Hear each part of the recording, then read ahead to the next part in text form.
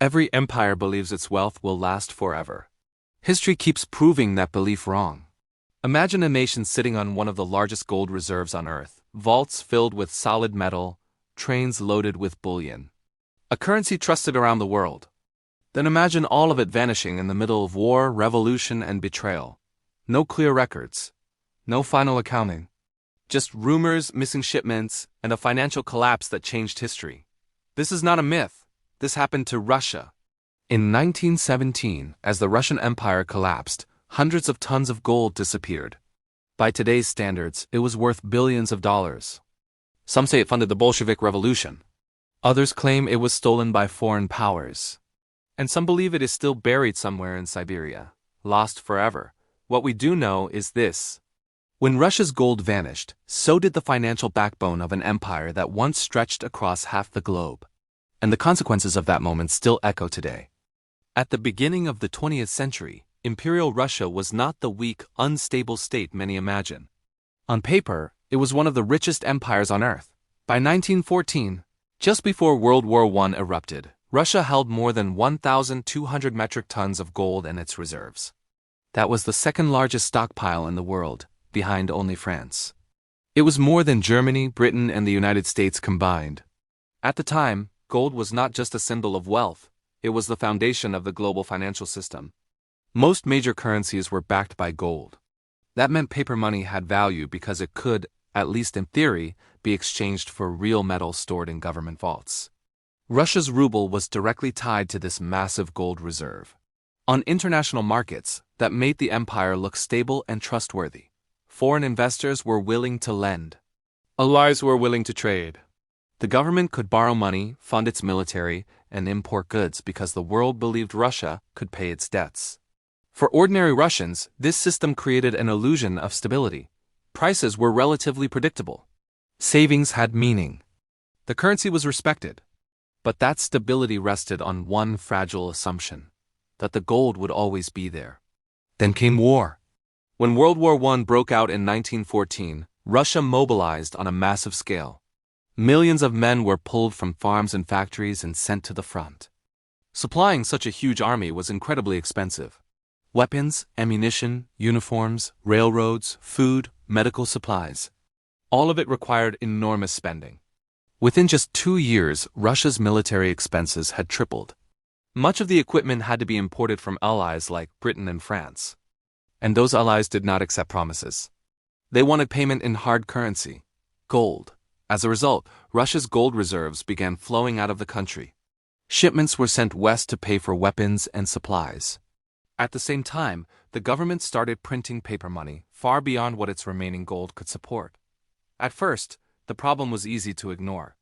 But inflation crept in quietly. Prices began to rise. Then they surged. Food prices doubled, then tripled. Wages did not keep up. Bread shortages became common in cities. Long lines formed outside bakeries.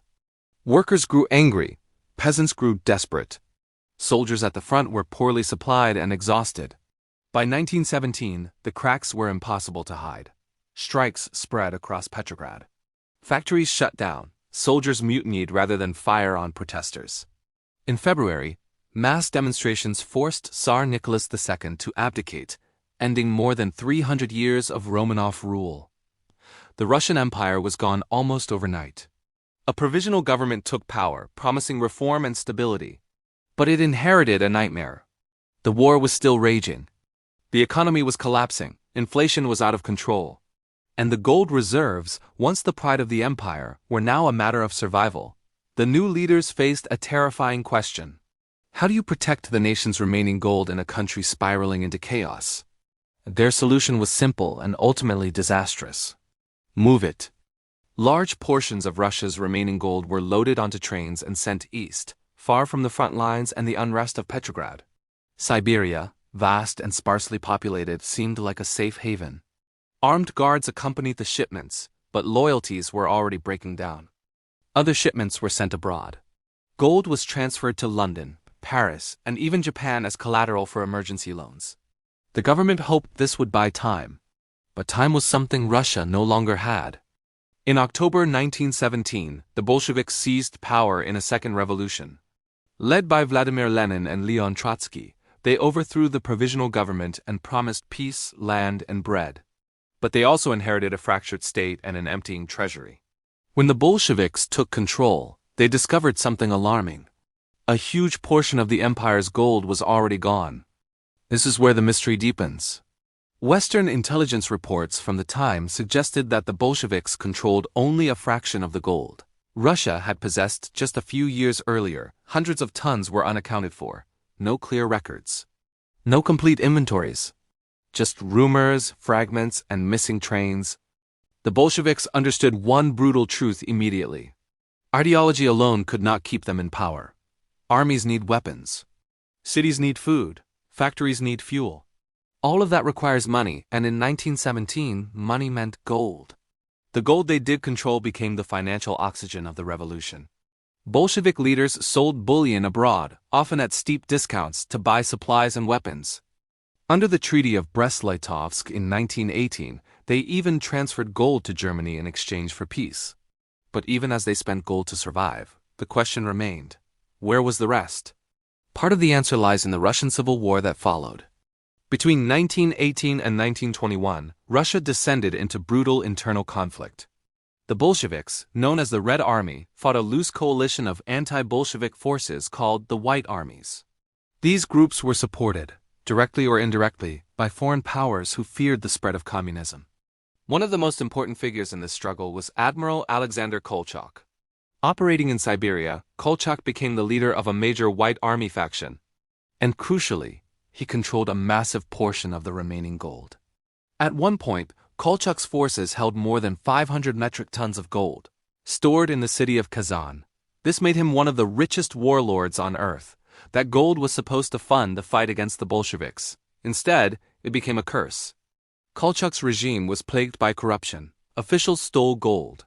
Officers sold it for personal gain. Foreign mercenaries demanded payment.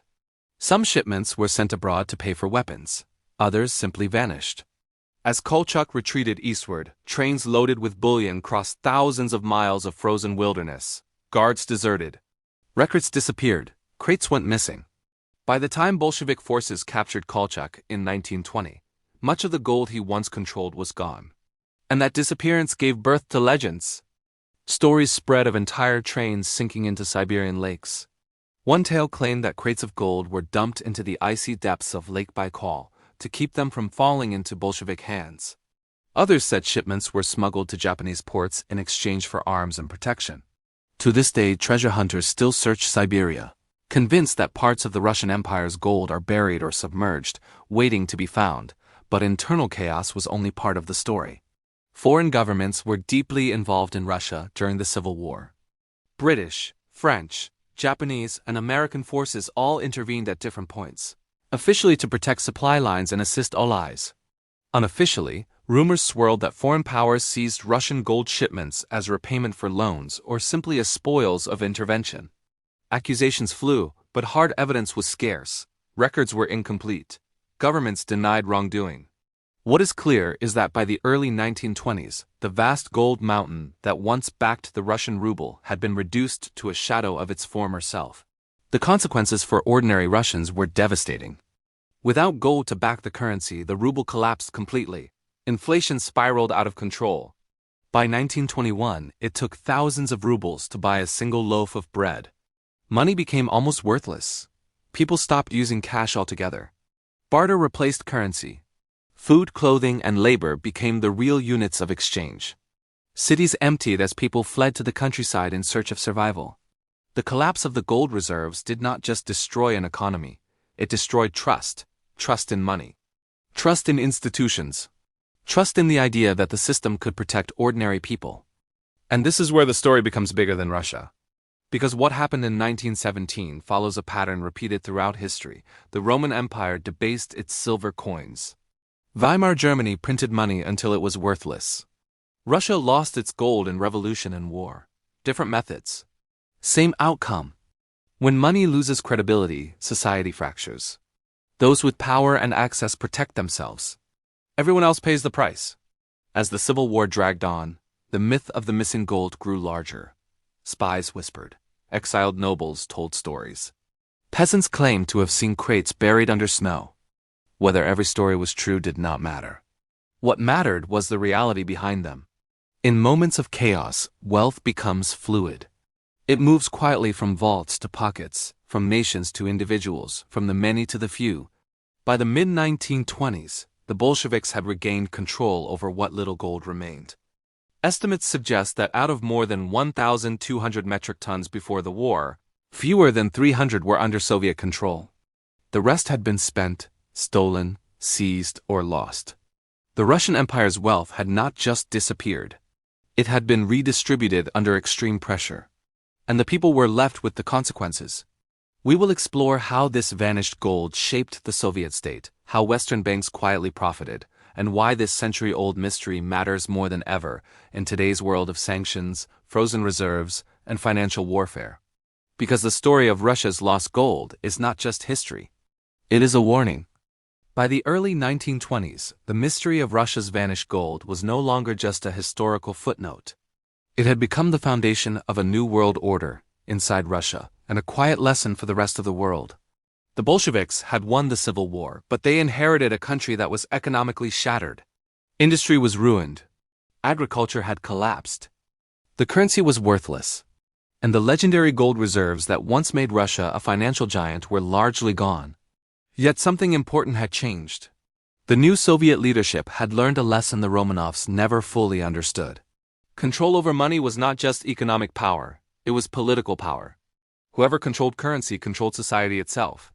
With most of the old gold gone, the Soviet state rebuilt its financial system from scratch. Gold was no longer used to stabilize everyday life for citizens. Instead, it became a strategic tool, tightly controlled by the state and used selectively for foreign trade, industrial imports, and diplomatic leverage. Ordinary people were excluded from real wealth. Private gold ownership was restricted. Savings meant little. The state decided what money was worth, what goods were available, and who received them. In a strange way, the disappearance of the Tsar's gold helped create one of the most centralized economic systems in history. During the 1920s and 1930s, the Soviet Union quietly rebuilt its gold reserves. Forced industrialization, harsh grain requisitions, and export of raw materials brought in foreign currency. Some of that money was converted back into gold. By the time World War II approached, the Soviet Union once again held a significant reserve, though nothing like the imperial peak. But the trauma of 1917 never faded. Soviet leaders understood how fragile financial systems could be. They never forgot how quickly wealth vanished when trust collapsed. That memory shaped Soviet policy for decades, from tight capital controls to secrecy around reserves. And while Russia struggled to recover, others had already moved on. Western banks and governments that acquired Russian gold during the chaos did not advertise it. Bullion was melted down, recast, and absorbed into global markets. Once refined, gold loses its history. No stamp reveals whether it came from a czarist vault, a Siberian train, or a wartime bargain. In that sense, Russia's imperial wealth never truly disappeared. It simply changed hands. This pattern is not unique to Russia. It is how crises work. When a system collapses, assets move quietly to those prepared to receive them. Banks with liquidity, governments with power, individuals with connections. The public rarely sees this process in real time. They only feel the aftermath. For Russia's population, the aftermath lasted generations. Hyperinflation destroyed savings, shortages became normal. Trust in money was replaced by fear of it. People learned not to rely on currency but on networks, favors, and physical goods.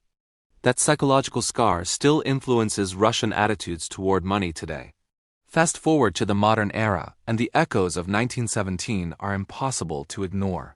In theory, the world abandoned the gold standard long ago. Most currencies today are fiat, backed not by metal but by trust in governments and central banks. Money can be created with keystrokes. Trillions can appear on balance sheets overnight. Yet gold never disappeared. Central banks still hoard it. Vaults in New York, London, Zurich, and Moscow hold thousands of tons. Nations still measure strength partly by how much gold they control. Why? Because when trust breaks, gold remains. This is where the story of Russia's vanished gold becomes disturbingly relevant. In recent years, financial power has become a weapon. Sanctions are no longer just trade restrictions. They target reserves, currencies, and access to global financial systems. When Western countries froze hundreds of billions of dollars in Russian foreign reserves, many observers were shocked. But from a historical perspective, this was not new. It was a modern version of seizing gold shipments, intercepting trains, or blocking access to vaults. The method changed. The principle did not. Money, when controlled by others, can be taken. This realization has sent shockwaves through governments around the world. Countries that once trusted the global financial system began to ask uncomfortable questions. What happens if our reserves are frozen? What if access to our own money is cut off? The response has been quiet but significant. Central banks in countries like China, India, and Turkey have been steadily increasing their gold holdings. Not loudly, not dramatically, but consistently. Gold is being repatriated, moved closer to home, and taken out of foreign vaults. This is not nostalgia. It is strategy. Gold does not rely on another country's permission. It does not depend on payment systems or political goodwill. It cannot be frozen with a press release. Russia learned this lesson the hard way in 1917. Others are learning it now by watching. There is another uncomfortable parallel. Just as the Russian Empire believed its gold made it untouchable, many people today believe their savings are safe because they exist inside modern financial systems. Bank accounts, retirement funds, digital balances. But these are still promises. They are claims on systems built on trust. Trust that governments will act responsibly. Trust that inflation will be controlled. Trust that access will never be restricted. History suggests otherwise. When crisis hits, rules change quickly. In 1917, Russians did not wake up expecting their money to become worthless. They did not plan for gold trains to vanish or currencies to collapse. It happened gradually, then suddenly. The same pattern appears again and again. In Weimar Germany, people carried wheelbarrows of cash. In more recent times, countries like Venezuela saw life savings erased by inflation. The names change, the mechanics remain. The Russian gold mystery also exposes a deeper truth about power. During the collapse, those closest to decision-making survived best. Officials who controlled shipments. Bankers who facilitated sales. Foreign governments that held leverage. They adapted. They protected themselves. Some even prospered. Ordinary citizens did not have that luxury. This is why economic crises always feel unfair, because they are. Wealth does not disappear evenly. It moves, and it often moves away from those who need it most. The Bolsheviks understood this reality and institutionalized it. By monopolizing money and controlling resources, they ensured survival of the state, even if it meant hardship for millions. Modern systems are different in form but similar in effect. Today, central banks manage inflation targets. Governments manage debt levels. Markets respond instantly. But when pressure builds, solutions tend to favor stability of the system over well-being of individuals. Inflation quietly taxes savers. Asset prices rise faster than wages. Those who own assets gain. Those who rely on salaries fall behind. This is not a conspiracy. It is a structural outcome. The vanished Russian gold teaches us something uncomfortable. Real wealth is not numbers on a screen. It is control over scarce, trusted assets. And in times of stress, access matters more than ownership. Russia's gold was real. But when access was lost, it might as well not have existed. The same logic applies today. If your savings depend entirely on institutions you do not control, then your wealth exists only as long as trust remains intact. That does not mean collapse is inevitable. History does not move in straight lines, but it does rhyme.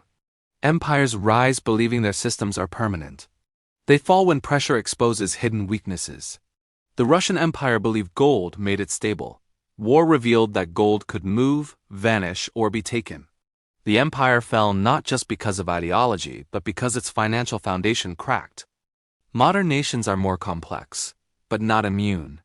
Debt levels are higher than ever. Currencies are created faster than ever. Political tensions are rising. Financial tools are openly used as weapons. In this environment, the story of 1917 is not ancient history.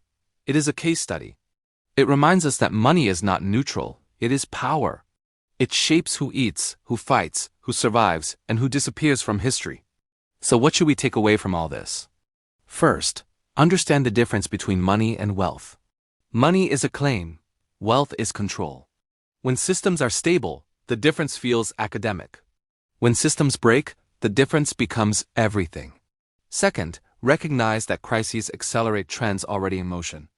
Russia's gold did not vanish overnight by accident.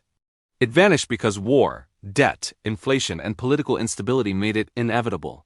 The same forces exist today, just in different forms. Third, remember that trust is fragile.